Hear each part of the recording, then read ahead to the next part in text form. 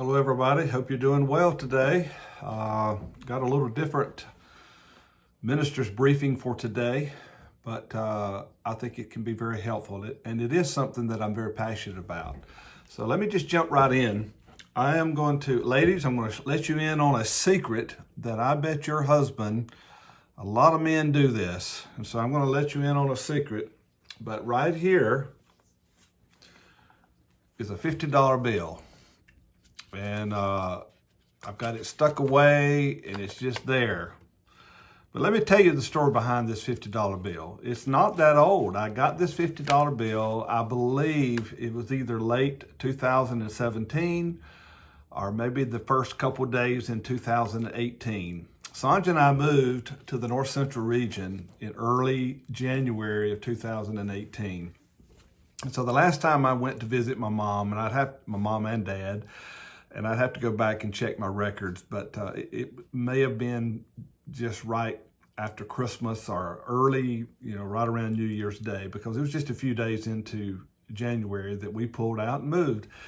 My mother pulled me aside and she said, "Son, I want to give you something." And she pressed this $50 bill in my hand.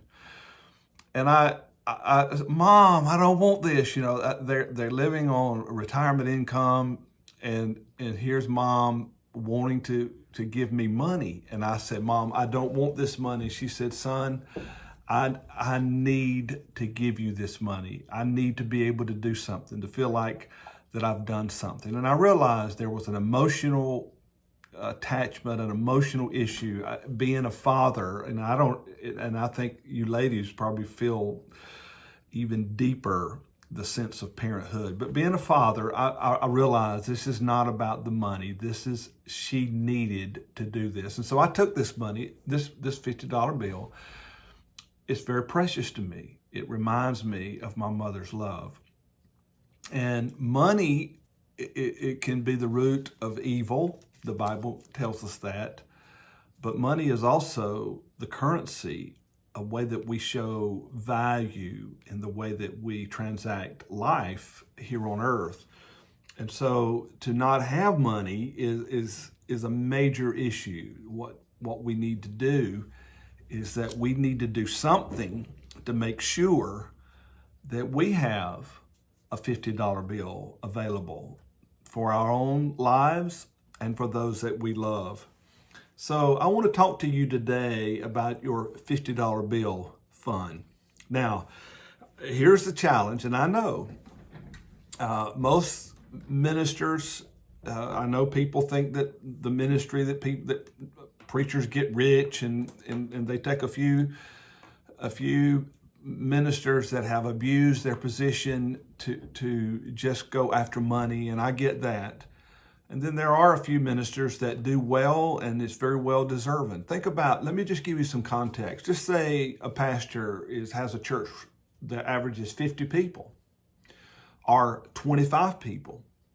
Just think what a manager would make at a reputable company that had 25 people, employees that he or she was managing, or 50 employees. That would be a major department that have 25, 50, 100 employees. That would be a large income, a lot of responsibility, and a large income that would be reflected in that responsibility. And so don't disparage your pastor if they make a good salary. They earn it. They're responsible for a lot of things and for a lot of people. But here's the challenge. Most ministers are sacrificially full-time or bivocational. And I can say that for certain, the dedicated men and women that minister here in the North Central region. And so here's the challenge, is trying to start your $50 fund for if you break down on the side of the road like my mom, or get in an emergency and I need it. And so it's hard to save for that $50 fund that will be there when you retire or when there's a major emergency. It's hard to do that when you are just getting by day. Trying to save for the future is tough when you're trying to survive today. But there is a solution, and this is what I want to talk to you about. There's a solution there, and that is that a little can turn into a lot if you're consistent and wise. A little can turn into a lot if you're consistent and wise. And I know I'm talking to some pastors out there right now. You're not making a lot of money, and you're more, and ministers, you're on staff or you're bivocational, and you're not making a lot. But a little can go a long way if you're wise and consistent. Let me talk about the consistent part. And we can play with numbers all day long, and I get it. But let me just give you a couple. Let's say no matter what you're making, do you think you can manage to save $1 a day? $1 a day. The average over many years, even with all the ups and downs, the average in the stock market is 10%. So around 10%. So I'm going to make that the benchmark. If you saved $1 a day, which is $30.44, if I remember, I looked it up just a moment ago, but I'm going to just round it down to $30, which would be $30 a month. If you saved $1 a day for 20 years at 10% interest, you would have, at the end of 20 years, you'd have over $23,000 with the interest, the power of compounding. If you were able to do that for 30 years, you would bump it up, not double, but over triple that at almost $69,000, $1 a day. It's just having a plan, being consistent. No matter what you make, I think most of us can squirrel away $1 a day. Now, if you could ramp that up to $2 a day, okay, that would put you at $61 a month. And in 20 years, you would have over $47,000. And then here's where it gets exciting. If you could just do that for 10 more years, you would have over $140,000. Think what that could do. You're talking about a $50 emergency fund. What if you had $140,000 waiting on you? Just $2 a day for 30 years. Just pinging along, plugging along, no matter what you make. And of course, just think what you could do if you could bump that up to $3 a day and $4 a day down the road, and then $5 down the road someday. And it's doable. So if you can just be consistent month in and month out, but you've got to be consistent and wise. And here's kind of the crux of what I want to talk to you about today. I want to introduce you to the Church of God Benefits Board. And in the notes that I'm going to send with the email out today, I will send you an attachment that will have the notes. I put the website there. It'll be there. It should be in blue, and you can see it. It's under 4B in my notes, 4B, 401B. It's a 401. The Church of God offers a 401B plan. And in that plan, they have a conservative, which, I'm not going to try to be your financial advisor specifically today, but they have a conservative, like a passbook savings account that offers 4%, if I remember right, which is incredible. But they have 3 outstanding mutual funds that I have been in this plan for many years, and I've kept up with it. Those funds, it has to be the favor of God. They consistently outperform, that's the word I'm looking for, outperform their peers year after year after year. You can average that 10%. The Church of God offers you a wise plan to do that, to put that $1 a day in. And in addition to that, there are numerous other benefits. You will get immediate tax savings, because every dollar that you put into your 403B plan, every dollar you put into it, I think I called it 401 earlier, it's 403B plan, but it's under 4A or 4B. The 4B is where the website is. But every dollar you put in there is like, it's non-taxed. It's like it's taken off the top before you pay taxes. And then the way the plan is now, the way the laws of the land are now, of course, in 20, 30 years, it could be better, it could be worse. We don't know. But there is the distinct possibility that after you retire, there's also going to be significant tax advantages that will make your dollars go longer. Plus, there's a ready staff. I have called these people many times over the years. There's a ready staff that will answer your questions. They're helpful. This is all part of being the Church of God. And then on their website, there's all kinds of forms. I've talked to some of you about a taxable reimbursement plan, and you can get the forms right off that. There's articles on there that helps you with saving and investing. So you have people on the other end of the phone, and you can actually go there if you're in Cleveland. You can go there, but you have advisors that can guide you, and then you have all kinds of information. So they're being consistent. A little bit goes a long way if you do it month after month, and having a wise plan. Well, here's a wise plan, a 403B through the Church of God, a retirement plan. Now, so what to do? Sign up by going to the website, and I've included it, 4B in the notes. Sign up, and there's when you bring up the page, there is a little blue tab. And it says, well, let me see here, join the plan. There's a little blue join the plan tab. And here's an extra incentive for you. The Church of God is matching your first $500 through this year. So if you can get this done this year, and if you put $1 in, or you put $10 in, or you put $100 in, all the way up to $500 between now and the end of the year, they will match it dollar for dollar. So, brothers and sisters, you can do this. You can do this. Let me talk to you about my mom and dad's $50. Okay, this $50. What is amazing that she could do this, and they're both in their 80s. They live on their retirement income. Now they're just living on Social Security because they took advantage of the 403B plan, and and they got a retirement from it for 20 years. Well, Dad outlived those 20 years. And so here now, I don't want to talk too much about their personal business, but my mom and dad were able to do this. That I have never had to. I would be honored to do it, but I've never had to give them a penny. They own their own home. It's paid for, been paid for years. They own their own car. It's paid for. They have no debt. And I asked my mom the other day, and Mom, forgive me for saying this, but I asked her just to make sure. I said, Mom, what's the most you ever made in the ministry? And my mom and dad never made over $30,000 in their entire ministry. And my dad was a district overseer, which means he pastored some of our best churches in South Carolina. So he was in full-time ministry, but they never made over $30,000 a year. But today, my mom and dad are doing fine. They're living well. And it all happened, and I'll tell you how it happened.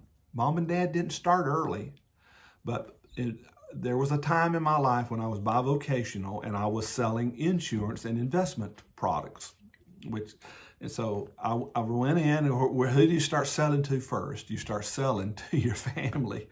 And I sat down and I told them I was pitching starting an annuity, $50 a month. My mom got to thinking about that and what that could turn into. And they were already well into their 40s. And my mom especially drove this. And she started thinking about it and started saving and started investing. And long story short, this $50 bill was started with that first $50 deposit in an annuity that got them saving. And month by month, year by year, through the rest of their ministry, a little bit that came in was put away for a rainy day. And that's how my mom in her 80s was able to give me a $50 bill just in case I needed it here in the NCR.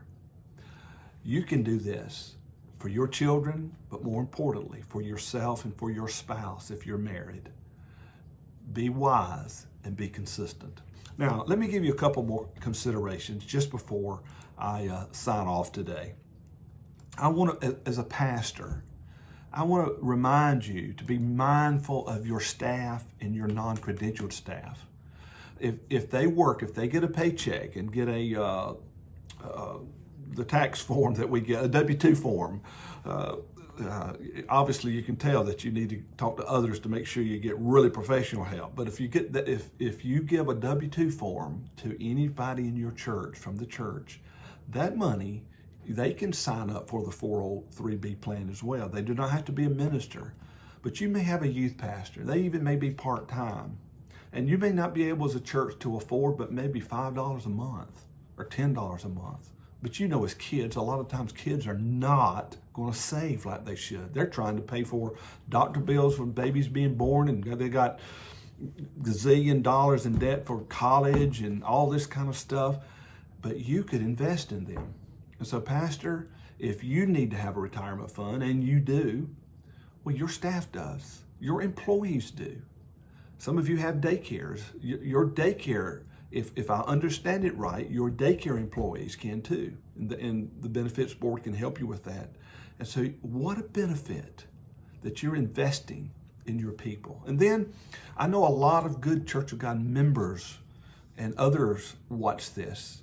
And I want to remind you that your ministers, your pastor and your staff are your greatest asset. They're either make or break your church. And you know this. If you've been in church long at all, you remember a time when your church maybe got a pastor, a good man, a good woman, but it wasn't a good fit. It wasn't a good marriage. And the church went down. And then the right pastor came, and the church went up. So when you invest in your pastor and help them, you are helping yourself. And so if you're in church leadership, I want you to ask, are we contributing? You can contribute. The church can contribute. Are we contributing to our pastor's 403B plan? Are we contributing to our staff, to our employees' 403 plan? Again, you may not be able to afford, but $1 a day. $1 a day done long enough goes a long way. And maybe by you starting, it'll help get your pastor starting if he hasn't or she hasn't already started. And then, so if you're in church leadership, check with your treasurer. What are we doing? Don't assume. What are we doing? And then let me show you another $50 bill. I have two. And yes, my wife knows about these, but I have two. This was a number of years ago when I was at Fort Mill. And somebody put in the offering plate and they left a note, and it's got, I don't know if you could see it, but it's got Kemp on it. And they said, we want our pastor to have this. And I have kept this all these years. I bet you I've had this thing 15, 20 years. And I would really have to get down low in emergency to spend this, because it reminds me, starting all the way back in my first church, the people that sacrificed. I remember I didn't have many tithe payers, and I remember on one occasion, one of my probably my top tither, and he was self-employed, and it was going to be a good while before he was going to get paid. He borrowed money on what he hoped he was going to make so that he could pay his tithes, so that I could have a check. Every Sunday he took us out. Almost every Sunday he took us out to eat so that we'd have one good meal. My second church, there was a man in the church that every Sunday, I don't know if they're still on the tithe envelope, but there was a little category that said offering for the pastor. And every Sunday, he put an offering in to help me in my second church. I remember my third church. We moved there. My wife was 8.5 months pregnant, and we lost our insurance. Through the state provided a very high expensive. That church sacrificed and paid for that insurance. We couldn't afford it, so that we wouldn't go deep in debt with our children. I remember my next church, they helped us buy a home. The same with my last church. I went through a particular tough time and had a major financial need. That church stood up and stepped in, that leadership, and helped me, stood by me. I am where I'm at today because good Church of God members believed in me and invested in me. You don't have to be in leadership. Why don't you? We give to missions. Why don't you invest in your pastor? Invest in a young pastoral couple somewhere else in our region or somewhere else in the Church of God, or an evangelist, or or a staff person, a youth pastor, or a children's pastor, and say, look, I want to give $1 a day, whatever God lays on your heart. I want this to go in their 403B plan. I want to invest in their future so their life will be better. While they are serving me today, I want to be casting bread on the water for them for the future. These are other things that you can do. So your last $50 will only be there if you start planning today. If you start planning today, your last $50 can turn into much more than $100. Let's get with it.